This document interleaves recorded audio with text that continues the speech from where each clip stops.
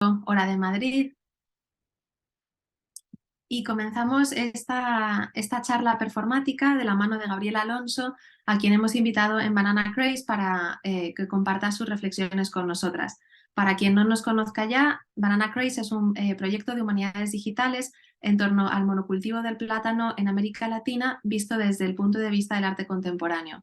Nuestra plataforma web, que estaréis viendo ahora mismo, incluye una exposición digital, un archivo virtual y una serie de programas públicos en línea, como el que nos ocupa esta tarde, en torno a 100 obras de arte contemporáneo que reflexionan sobre cómo el plátano pasó de ser una fruta prácticamente desconocida en el mundo a ser hoy la fruta que más se consume en todo el planeta, y cómo eso ha afectado la política, la identidad, la geografía, el ecosistema de Latinoamérica, que es a día de hoy el mayor exportador de plátano del mundo, saliendo el 70% de las exportaciones de plátano de América Latina.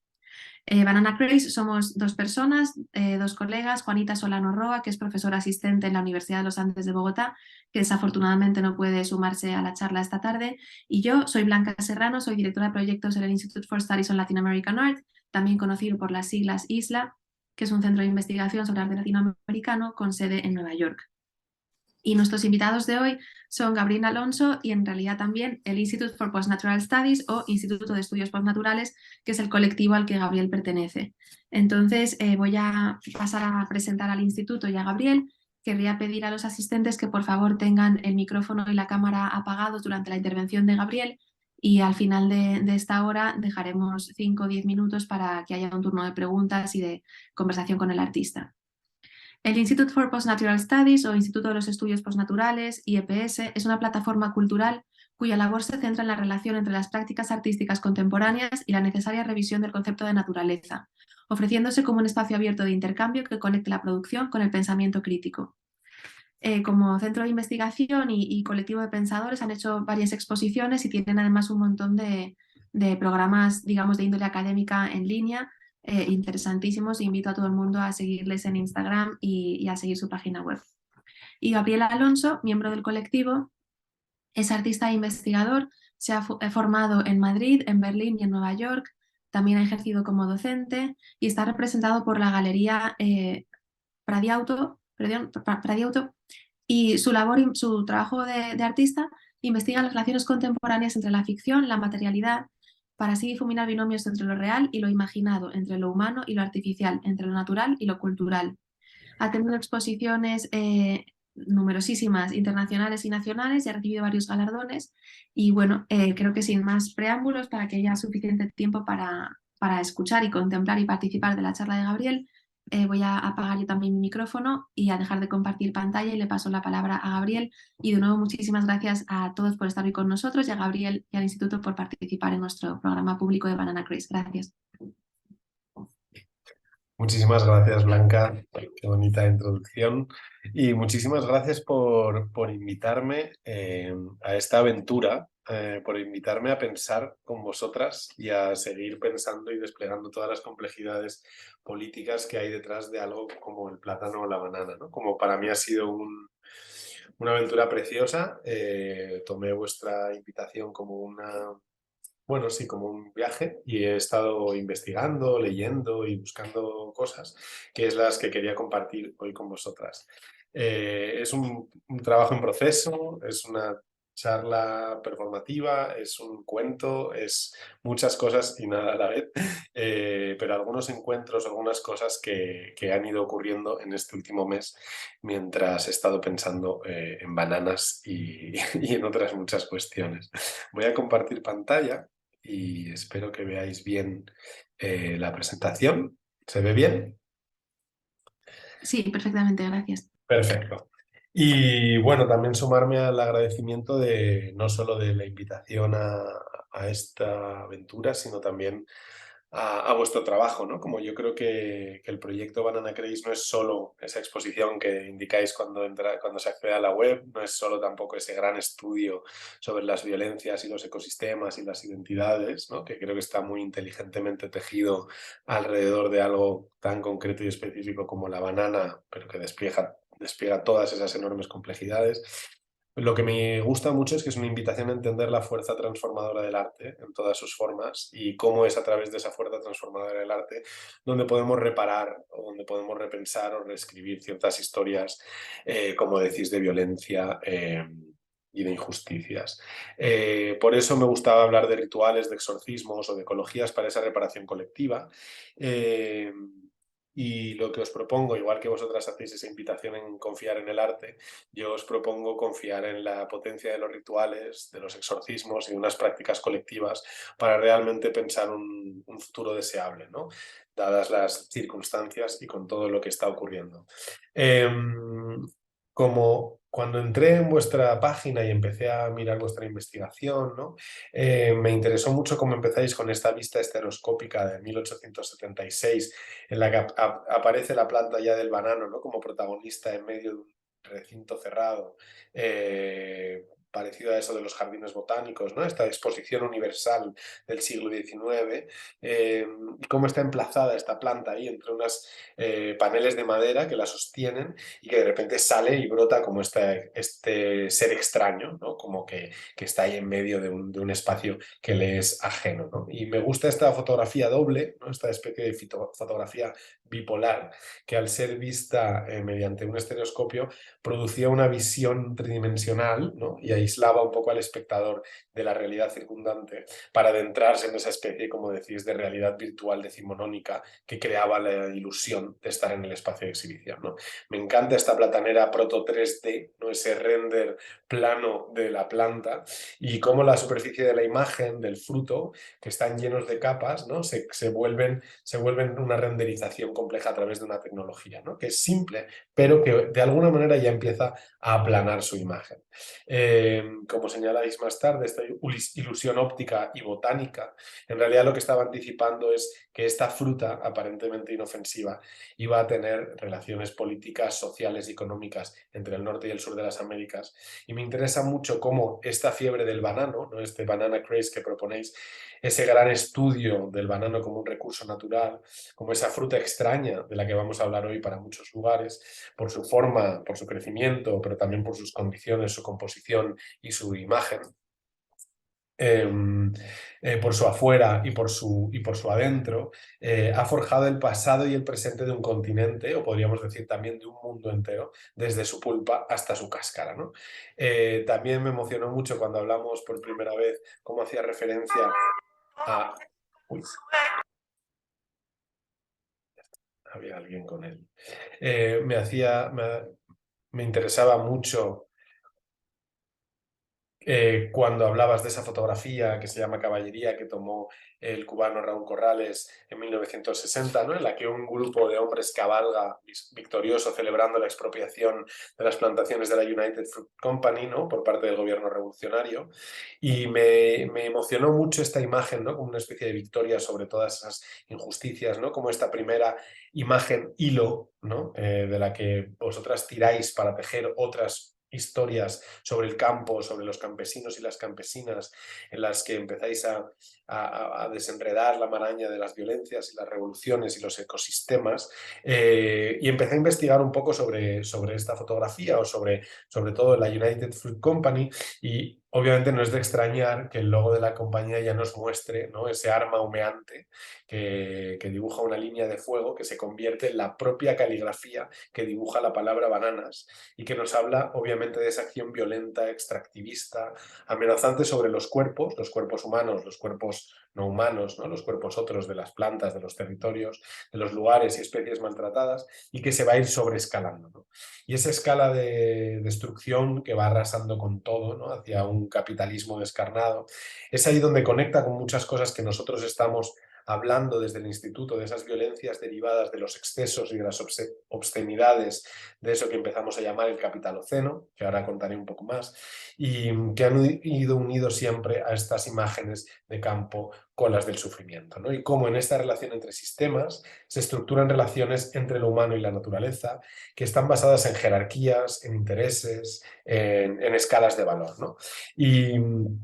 Y me interesa hablar de ese extractivismo y de ese capitalismo que ya no solo habla de economía, ¿no? No en el sentido monetarizado de la palabra, sino que establece relación de valor y jerarquías entre lo humano y sus culturas, las creencias, las tecnologías. Al final ese capitalismo no multiplica la producción, pero no deja de ser un acuerdo sobre el poder, los recursos, la violencia o el trabajo y cómo estos encajan dentro de la naturaleza, ¿no?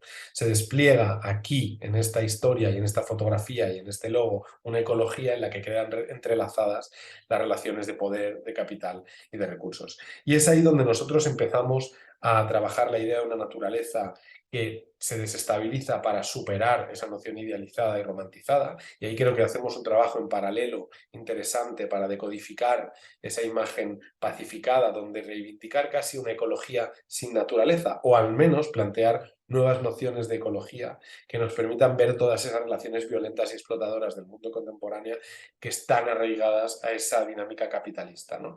Es una concepción compleja donde los relatos, donde las historias, donde los documentos se empiezan a entrelazar y donde ese concepto no deja de problematizarse. Por eso creo que estamos haciendo al final una labor de tejer juntas, ¿no?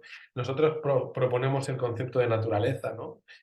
Superar ese concepto moderno que se ha basado en los idealismos y en los cientifismos y que no solo se forjó intrínsecamente vinculado a la organización y gestión de ciertas tecnologías o dispositivos, sino sobre todo a esas colonias europeas, ¿no?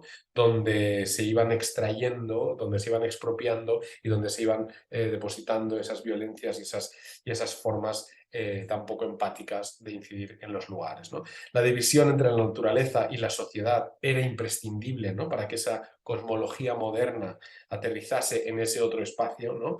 Y que pudiese extraer de ella, ¿no? Por eso a nosotros nos interesa todo lo que complejiza el acercamiento a lo natural, porque es una manera de desaplanar, como hacía esa primera fotografía de la que hablabais, todas las complejidades que hay detrás de estas imágenes aparentemente solo bellas de lo natural, ¿no? Y la planta, además de la banana, es bella en sí, tiene esa extrañeza que produce una seducción casi idealizada, y lo que me apetecía hacer hoy es como complejizar también no solo la planta, sino también nuestra mirada, ¿no? Y por eso vuelvo a insistir en que vuestro trabajo desde Banana Craze me parece tan relevante, y también en reivindicar esas prácticas artísticas que, frente a una modernidad que creo que avanza haciéndonos constantemente olvidar, ¿no? Creo que la modernidad tiene una capacidad enorme para hacernos olvidar, ¿no? Seguramente una de las condiciones de lo moderno es estar todo el rato reseteándonos, todo el rato reinventándose y acelerando para que nos olvidemos de la historia y de lo que ha ocurrido. Creo que lo que es interesante es que vosotras invitáis a hacerle frente a ese olvido, ¿no? Frente a esa especie de Alzheimer que provoca el hiperconsumo y del que depende nuestra sociedad hiperproductiva.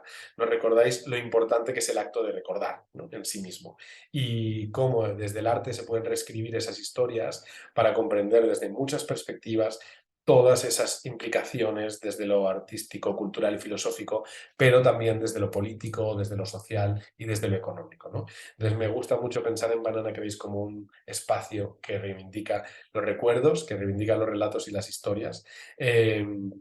Y ya como entrando un poquito más en cómo el cultivo masivo, ¿no? Específicamente del banano, ha ido contribuyendo a ese aumento de las desigualdades sociales en América Latina, que ha ido alterando las formas de vida locales y va transformando también el paisaje, además de contribuir a otro tipo de estereotipos, como decís, xenófobos, racistas, sexistas sobre sus habitantes, ¿no? Al final, vuestra fruta se vuelve el testigo de las violencias del ser humano sobre el propio ser humano, pero también sobre los territorios, los animales y las propias plantas. La fruta se vuelve una compañera, ¿no? Con la que escribir esas historias y esos relatos, y es ese testigo en el que, cuando estaba mirando la composición casi química del banano, ¿no? Entre esas proteínas, entre esos hidratos, entre la fibra, entre el potasio y las vitaminas y la inulina, encontramos también el dolor, el fuego, la esclavitud, los desplazamientos y las injusticias, ¿no?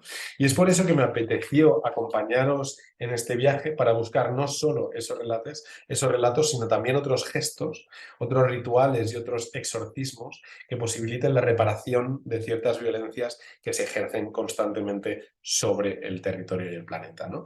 Y por eso os planteaba la pregunta de cómo llorar la desaparición de las especies, cómo llorar la desaparición o el deterioro de los ecosistemas, cómo velar y reparar nuestra relación con lo no humano, cómo movernos más allá de ese luto y de la culpa para ponernos a actuar y cómo crear esos otros rituales desde las prácticas artísticas, ¿no? El tiempo que tarda aproximadamente una fruta en pudrirse es de una semana. El primer día de un plátano al aire libre, la cáscara, más o menos está en buen estado. No cuenta ni con manchas negras ni con ningún otro signo de descomposición. Pero en el segundo día, si el clima ya es caluroso y húmedo, su piel empieza a oxidarse.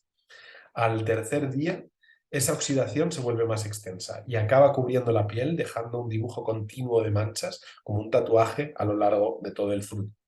En el cuarto y quinto día se va perdiendo casi la consistencia, la banana comienza a languidecer y se aplasta lentamente contra el suelo. En los días siguientes empiezan a aparecer los primeros hongos y poco a poco la fruta es totalmente devorada por la minúscula vida de las bacterias y pequeños insectos. Si por otro lado introdujésemos el plátano en una nevera o en una bolsa cerrada, en pocas horas la piel se oscurecería casi por completo. El nicho ecológico de las frutas tropicales se da en latitudes con numerosas horas de luz, de sol y de altas temperaturas, ¿no? Una nevera o una bolsa cancelan la luz, ¿no?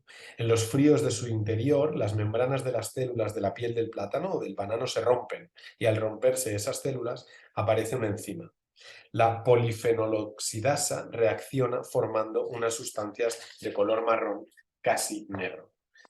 Durante más de 10 días, dentro de una nevera o dentro de una bolsa aislada, el interior del plátano estará casi intacto, con su particular carne amarillenta y suave casi inalterada, pero la cáscara habrá quedado totalmente negra. Entre los años 1992 y 1999, la artista estadounidense Zoe Leonard estuvo cosiendo alrededor de 300 cáscaras de fruta, entre ellas plátanos, naranjas, pomelos y limones, consumidas por la propia artista y reparadas, atadas y reunidas con hilo y con alambre.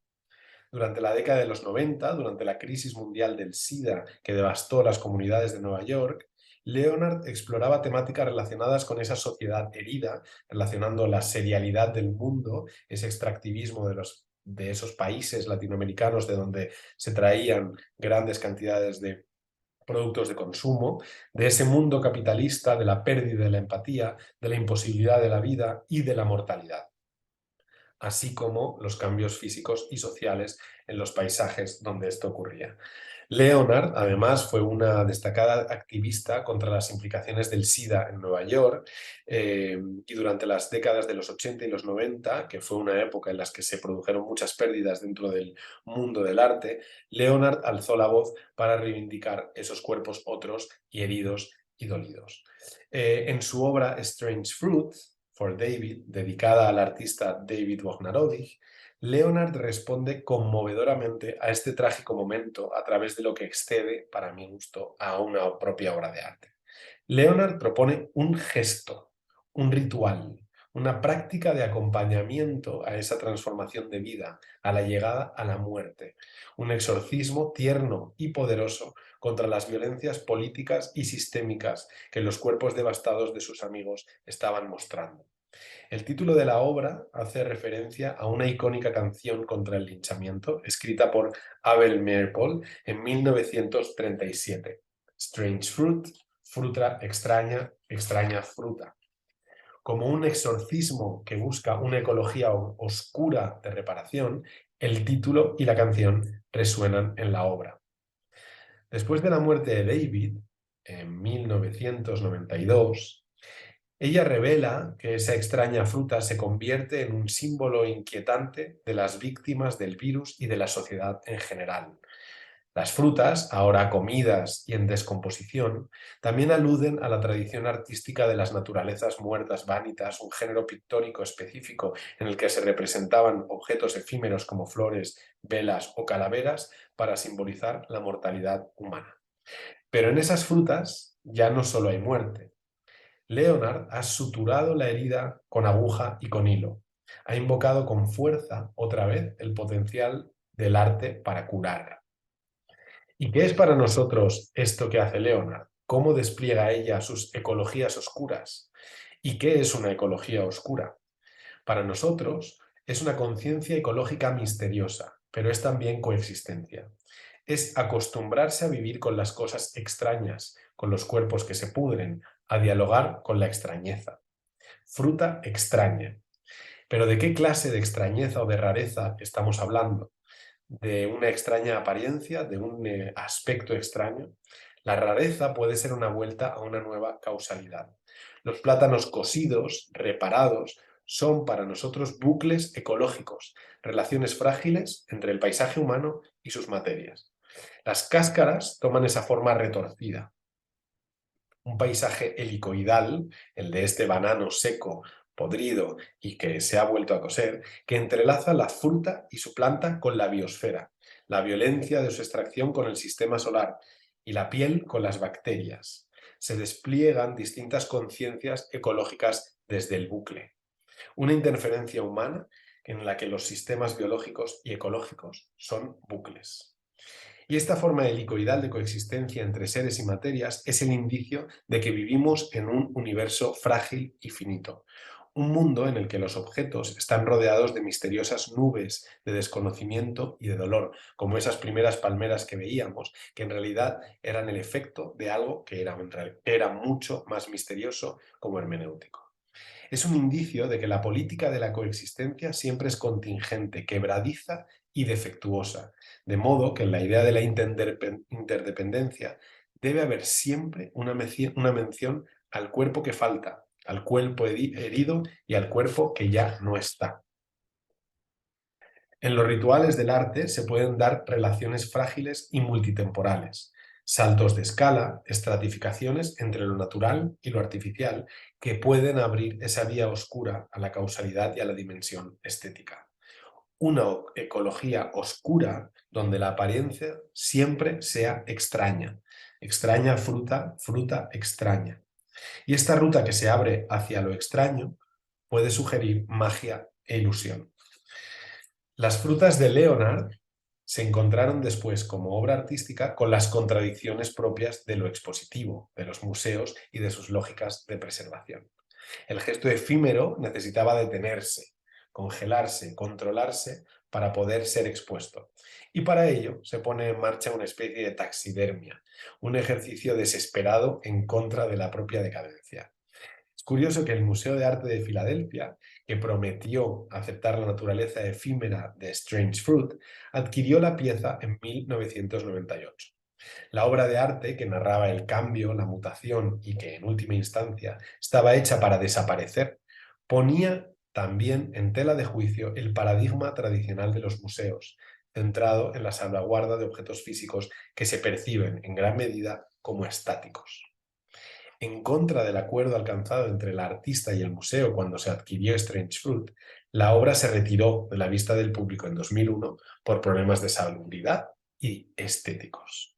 Durante mucho tiempo, el conservador Christian Scheidman llevó a cabo una intensa investigación sobre las opciones de conservación de estos frágiles objetos. No se deja morir. La fruta no se puede pudrir. Ante esto, Leonard tuvo que aparecer de nuevo para reivindicar el significado de la pieza. Estaba hecha para descomponerse y debía permitirse que el proceso orgánico de descomposición se desarrollara a la vista del público. La biografía de Strange Fruit, desde su concepción hasta la realización y su institucionalización, para mí ofrece la oportunidad de reconsiderar la noción de la intención del artista, ¿no? Siguiendo la formulación de Rebecca Gordon y Emma Hermans, la búsqueda de la intención en la investigación artística no se basa en la reconstrucción del estado mental del artista en el momento de la creación de la obra. Os podéis imaginar el gesto de la mano cosiendo por la pérdida de un amigo de Theo Leonard, sino el esfuerzo por comprender la toma de decisiones que da forma a una obra de arte. Reflexionando sobre el turbulento periodo de desarrollo de Strange Fruit, el artista Greg Bordowitz recordaba las constantes discusiones que tuvo con Leonard. A las barricadas frente al estudio, a lo que Leonard respondía que hacía ambas cosas y que por ambas cosas era arrestada muchas veces. Sin embargo, Strange Fruit no es una obra activista. El proceso de remendar las pieles de la fruta no era en sí la obra de arte, sino una forma de afrontar el trauma de haber perdido a muchos de sus amigos a causa del SIDA. Ante el dolor, Leonard comenzó a coser obsesivamente sola, un gesto desde y para su amigo David, cáscaras que se asemejan a pequeños cuerpos dolidos. En una época en la que sus amigos moribundos eran tratados como desechables por la mayor parte del público, el gobierno y la comunidad médica, su tarea mostraba el acto del cuidado y de la reparación como un aliento desafiante. Leonard hablaba de meditación. Leonard reivindicaba este acto privado de duelo. Esta reparación no puede curar ninguna herida real, pero me proporcionó algo. Tal vez solo el tiempo, el del propio ritmo de la costura. Una vez que la fruta se ha comido, la coso para cerrarla, para restaurar su forma. Ahora están vacías, son solo pieles. La fruta ha desaparecido. Son como la memoria, rinden homenaje a lo que queda. Y volvemos a hablar de reivindicar la memoria, el recuerdo y de evitar el olvido. Las cartas entre Leonard y Scheidman, en las que se habla de los experimentos llevados a cabo por el conservador, atestiguan hasta qué punto la artista estuvo implicada en este proceso. En diciembre de 1995, el conservador envió como prueba un plátano a la galería y escribió a la artista. El procedimiento de preservación en total llevó varios meses. Cambiamos el agua por una solución de sacarosa. El acabado se ha realizado con polvos de talco para conseguir que la superficie parezca una piel. Por favor, hágame saber si este es el aspecto que deben de tener. Pero Leonard seguía insistiendo en que el propio significado de la pieza se vería socavado al preservarla. Entre sus conversaciones hablaron de decadencia, de cómo el proceso de desintegración es muy radical al principio, desde la maduración de la fruta hasta la extracción de la piel y la oxidación de la misma. Y una vez eliminada la humedad, ésta se ralentiza. Para Leonard, la descomposición no se entiende como un daño, sino como un proceso. Para Leonard, la descomposición refleja la vulnerabilidad humana y solo incluyendo y aceptando esta vulnerabilidad es posible la reparación colectiva. En su texto The Right to Decay with Dignity, el derecho a la decadencia con dignidad, Katrina Windon habla de la necesidad de aceptar la transformación, la huella y la herida como parte del cuerpo. Invita a luchar contra la noción de inmovilidad material. En los años 80, el fuerte sonido de la música techno chocaba contra los enormes muros de hormigón de un búnker en Alemania. Esta antigua construcción nazi, un enorme edificio masa con mínimas aberturas y densos muros que lo protegen de los bombardeos, quedó prácticamente intacto tras la guerra. El muro separaba dos partes divididas, la herida abierta de otra guerra cruel. Tras la división de la ciudad, el edificio fue cambiando de usos. Entre los muros se encerraron a cientos de prisioneros de guerra y más tarde el edificio se transformó en una instalación de almacenamiento de frutas tropicales. El búnker durante unos años se llenó de plátanos. El búnker tiene la arquitectura perfecta para almacenarlos y conservarlos. Una enorme masa de piedra que se convierte en ese frigorífico de reservas. Plátanos traídos de Cuba. Plátanos que seguramente habrían tenido algo que ver con esa primera fotografía. Años después, el edificio se volvió una enorme discoteca. Los berlineses del este comenzaron a llamarlo el Búnker Banana, albergando algunas de las fiestas techno que pusieron de moda la ciudad. El baile fue también ritual para sanar las heridas de la guerra. Cuerpos drogándose y bailando, llenando de sudor el aire. ¿Quién sabe? Quizás pisando las cáscaras de la fruta ya inservible. El baile y el cuerpo también como exorcismo. No sabemos si Zoe Leonard bailó alguna vez entre estas paredes. No sabemos si alguien pensó en David Wojnarowicz, moviendo eléctricamente el cuerpo. Y tampoco sabemos si sonó alguna vez la canción de Abel Meeropol, ya con la salida del sol entre sus enormes muros. La canción original, después cantada por Billie Holiday, predicó con fuerza un mensaje en contra de los linchamientos de los estados del sur de los Estados Unidos, convirtiéndose en uno de los primeros lemas del movimiento por los derechos civiles estadounidenses. La expresión Strange Fruit se estableció como símbolo de esas violencias. En la canción se habla de del cuerpo de un negro que cuelga de un árbol.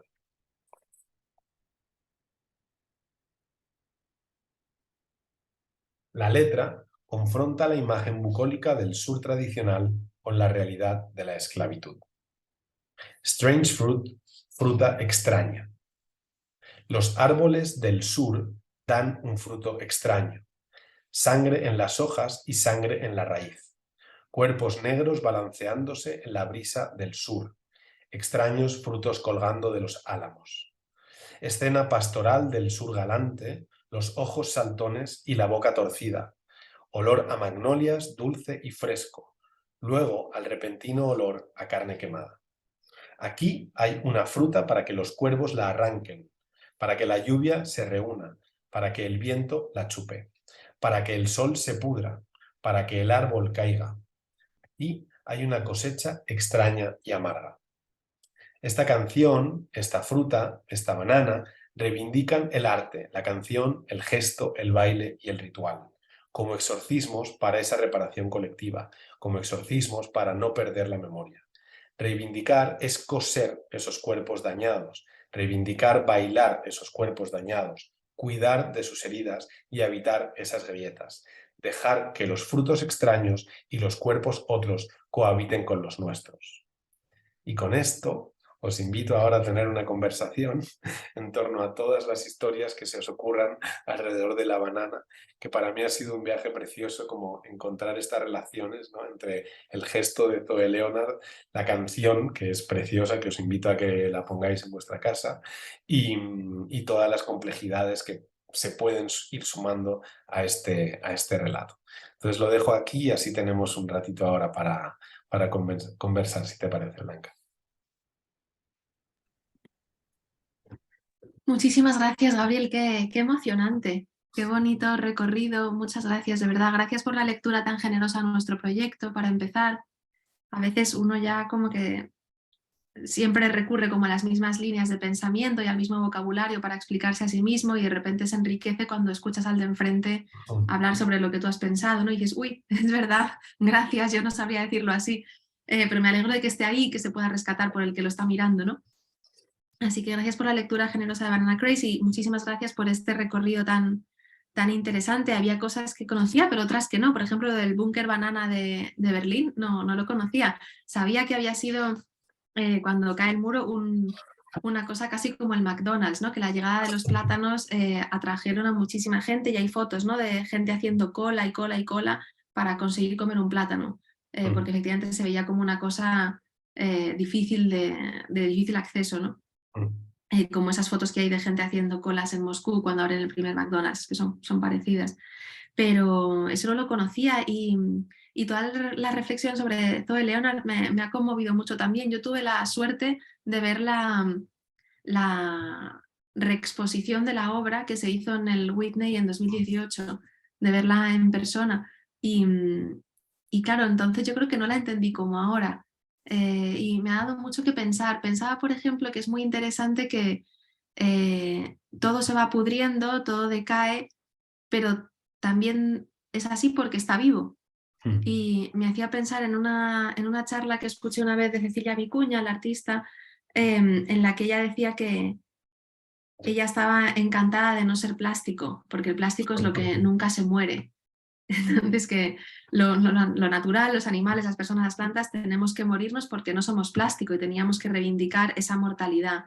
Y efectivamente hoy miraba con otros ojos la obra de Leonard y pensaba, lo único que resiste, y se ve en tus fotografías, son las etiquetas. Sí, es verdad. ¿Verdad? Es lo que mantiene el color más vivo ¿no? y una textura más turgente. Incluso el hilo, incluso el metal se va oxidando, se va pudriendo, se va arrugando, pero lo que se mantiene como el primer día es el plástico, porque en definitiva ya están muertos, ¿no? Si no se puede morir es porque en realidad nunca ha estado vivo, digamos. Y, y eso me parecía interesante y no lo he visto ahora hasta a la luz de tu conversación. Y luego también pensando en la vida, en la muerte, en lo natural, en lo artificial, y también en la pandemia del SIDA y en la estigmatización de la homosexualidad, es por un lado curioso que de las frutas que componen la obra de Leonard, realmente la única extranjera es el plátano, que efectivamente pasa a ser cotidiana por esta masificación del consumo, la exportación y explotación del plátano, pero lo demás pues eso son naranjas, manzanas, son frutas más locales, pero la que se sale más es el plátano, pero porque sí que ha conseguido convertirse en una fruta cotidiana cuando realmente por su lugar de cultivo no lo es. Entonces me parecía también interesante que esta especie como de resumen de las frutas básicas que hace Leonard incluye el plátano, lo cual demuestra o certifica que el plátano ha pasado a ser una fruta absolutamente cotidiana cuando realmente se cultiva muy lejos de donde la consumimos la mayoría, ¿no? Pero también, y perdona que pierdo el hilo, me hacía pensar todo esto de la vida y la reproducción de la vida, que el plátano que consumimos es una fruta asexual, es una fruta que me parece que es porque tiene 3 cromosomas en vez de 2 o algo así, no se puede reproducir, no puede propiciar la polinización, como la mayoría de las frutas. Es una fruta que se reproduce porque se clona, se reproduce a través de esquejes. Entonces tú cortas un trozo de una planta y lo vuelves a plantar, pero ella sola no permite la polinización, es una fruta sin semillas. Entonces, me parece interesante eso, ¿no? Pensar que es una fruta que porque la hemos masificado, porque consumimos solamente una variedad de plátano, para que todos sean idénticos, tengan el mismo aspecto perfecto y se consuman como a la mayoría de la gente parece que les gusta consumirlos, se ha conseguido con la modificación genética que sea una fruta asexual, que no puede reproducirse, sino que solamente puede clonarse, mientras que los plátanos silvestres sí que se reproducían, lógicamente tenían semillas, si uno los partía dentro había semillas negras, ¿no? Creo que nos salen también una de tus fotos. Y hoy en día no, todos sabemos que si partimos un plátano es solamente esa masa, pero ya no hay semillas, ¿no? Es una planta asexual y clonada. Bueno, y eso también me parecía interesante en relación con eso, con los modos de reproducirse, con la enfermedad, con la idea del SIDA, que es una planta que parece que es muy sexual por la forma fálica, pero en realidad no se puede reproducir y lo que la mata, digamos, es la falta de diversidad. La naturaleza se reproduce a sí misma porque es diversa, ¿no? Porque eso permite esa polinización y es en esa variedad donde reside la vida. Y es la homogenización del plátano lo que al final termina de matarlo, porque como no se puede reproducir y es clónico, como decía, es mucho más susceptible de ser infestado por hongos, ¿no? Como la famosa enfermedad de Panamá. Entonces es la falta de diversidad del plátano lo que lo hace en realidad eso, más susceptible a morir, porque no se puede reproducir por sí solo y porque es mucho más frágil ante los hongos, mientras que la diversidad de la naturaleza, de las plantas, de los animales, de las personas es lo que permite su continuidad. Y eso también me parecía interesante respecto a los discursos sí, no sé, de odio, de homogenización, a los que también hace alusión la obra de Leonard. Y, bueno, y no sé, puedo seguir diciendo cosas que me ha hecho pensar en muchas cosas. Luego nunca había pensado en otra de las obras de nuestro proyecto, que es de la artista española cubana Claudia Claremi.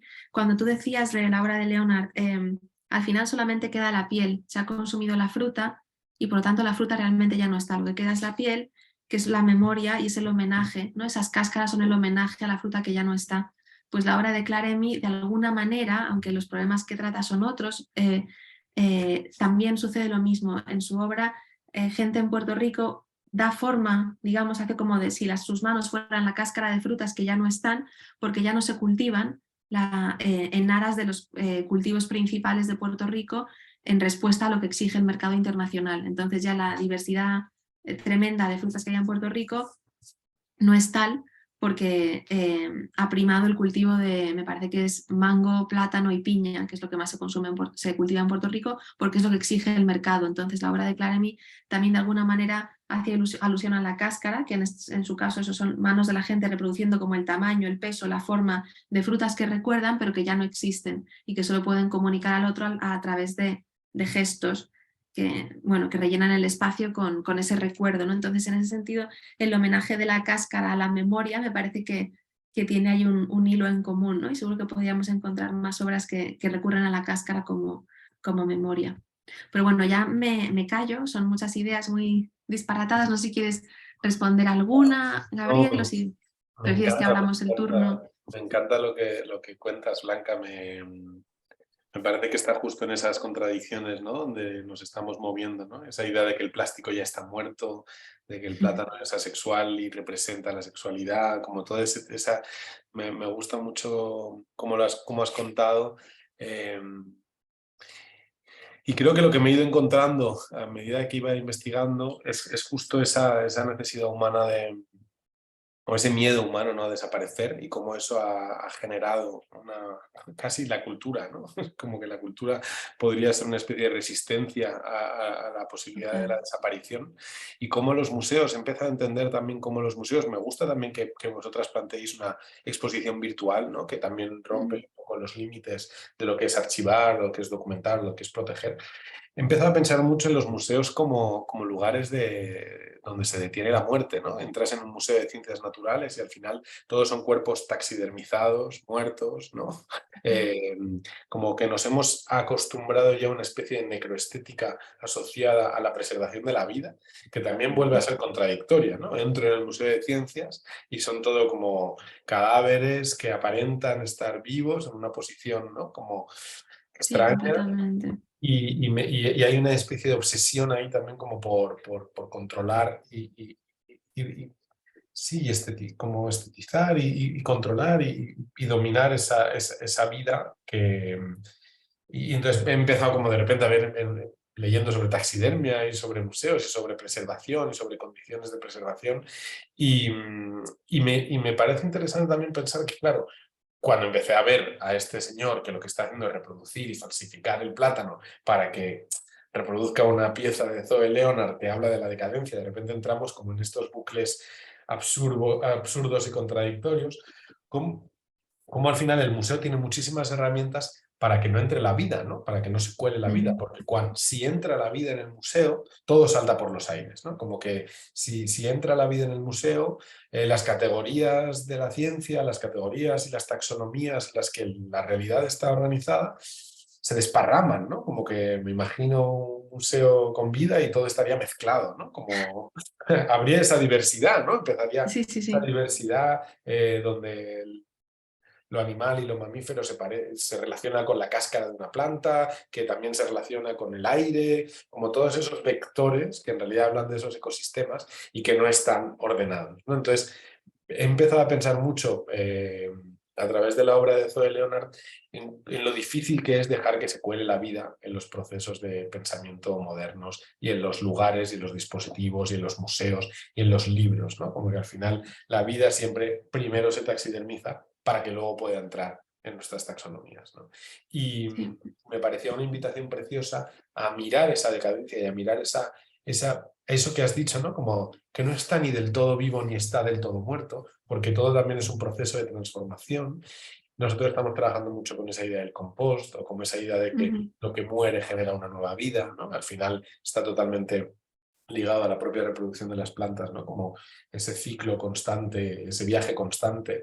He pensado mucho también en los desplazamientos de las plantas y cómo rompen como una especie de idea ya como del autóctono, o por lo menos que empiezan como a disipar la idea de la frontera, y cómo debemos de responsabilizarnos también de una especie de ética ya como post-darwinista, ¿no? De la evolución de las especies, porque ya no podemos seguir como culpándolas de procesos a los que las hemos como sometido a nosotros, ¿no? Y ahí como que ha habido también una especie de acercamiento a la fruta de la banana en la que me he hecho un poco su amigo, porque me ha ido contando muchos relatos sobre nosotros mismos, ¿no? Como que es curioso cuando ves el plátano como un objeto cultural, empiezas a utilizarlo como un Exacto. reflejo de tus propios errores, ¿no? Y me ha servido mucho, ¿no? Como un ejercicio.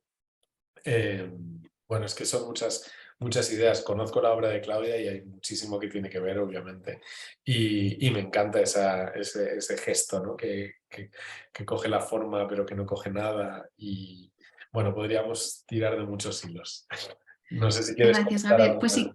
si quieres, lo abrimos al turno de preguntas, a ver si alguien que quiere participar de la conversación. No tiene por qué ser una pregunta, puede ser otra divagación, como estamos haciendo Gabriel y yo. Pero por favor, nos encantaría que participarais los que estáis conectados.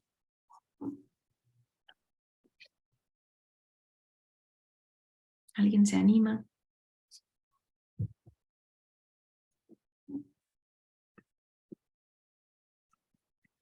Bueno, pues si no hay más preguntas, quizá podemos dejarlo aquí. Yo estaba escuchándote, Gabriel, y ya lo último que digo es que pensando en esa idea tuya del museo, efectivamente, como un lugar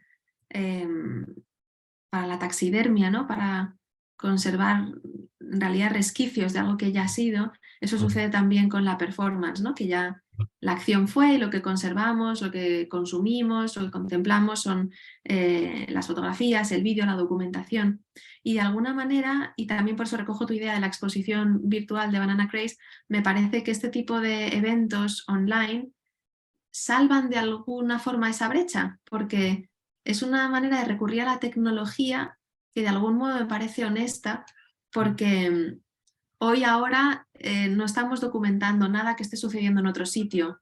Tu obra, tu charla, la conversación es esta y sucede en Zoom y se preserva al mismo tiempo que sucede, pero es igual casi cuando se vea mañana en vídeo, digamos. Entonces, en ese sentido me parece interesante también pensar en las herramientas digitales como una posible manera, en algunos casos supongo que se pueden usar bien y mal, pero en algunos casos para saldar esa brecha entre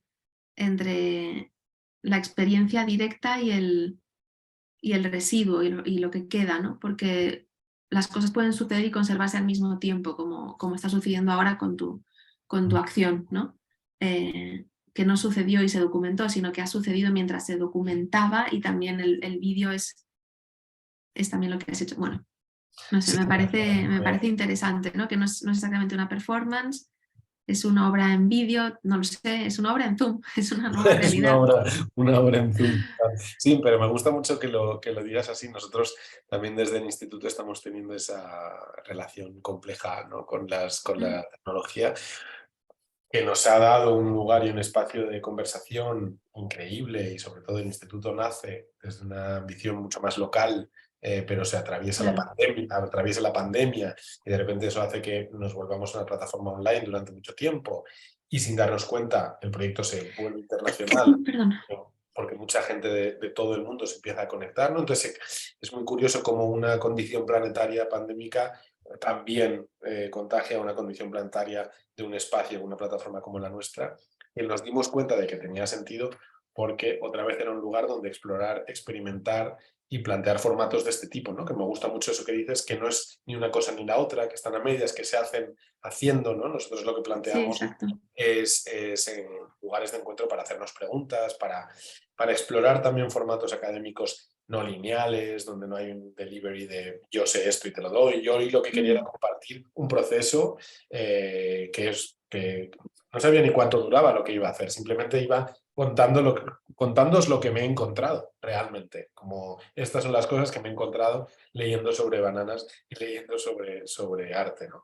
Y me gusta mucho eso que dices, me da cierta esperanza a entender que tenemos una, como por delante, una manera, hablamos mucho en el instituto de cómo el Zoom o este tipo de encuentros, no sé quién dijo una vez, es que no son presenciales, y de repente empezamos a pensar que en realidad sí que hay que estar de alguna manera, ¿no? Como tú y yo mm, estamos aquí, yo estoy hablando, se genera un espacio compartido y tenemos la mm, responsabilidad de que estos espacios también sean experimentales y también exactamente. sean espacios Mm, amables, sean espacios de cuidado, y yo creo que se puede generar una energía cálida a través de lo online, ¿no? O quiero creer, ¿no? Que no podemos negar la herramienta. Entonces me gusta oírte porque creo que da Sí. Bueno, esperanza. estoy de acuerdo, pueden ser tantas cosas, pero creo que debemos trabajar en la dirección de que sea eso, ¿no? Un espacio para la cercanía a pesar de la distancia, ¿no? Para la conexión literal y metafórica entre las personas. Totalmente. Pues efectivamente volvemos a la lógica de la reparación. Sí. eh, y me parece un lugar bonito para cerrar. Te agradezco muchísimo la participación y también al Instituto de Estudios Postnaturales y a todos los que habéis estado con nosotros hoy. El evento quedará grabado y en nuestra página web, como todos los eventos que hacemos, porque también así construimos archivo de todas estas experiencias compartidas y posteriormente será editado e incluido como una de las obras de la exposición virtual. Así que nada, muchas gracias a todos y un abrazo. Muchísimas gracias, Blanca. Cuidaros mucho Chao. y nos vemos Igualmente. pronto. Hasta luego.